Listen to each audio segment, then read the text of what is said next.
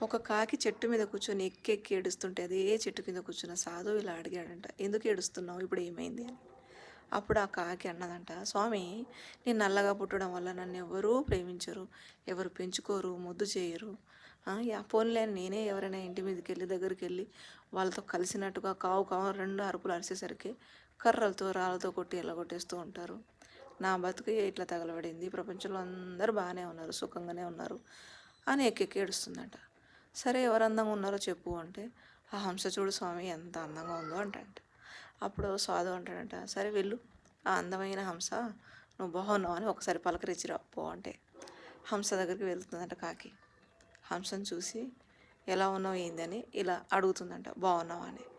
అప్పుడు ఆ హంస ఏమని జవాబు ఇచ్చి ఉంటుందో మీరు కాస్త ఊహించుకొని నాకు కామెంట్ చేయండి ప్లీజ్. ఎందుకంటే హంస అందంగానే ఉంది, కానీ జవాబు కూడా అందంగా ఉందా లేదా, సుఖంగా ఉందా లేదా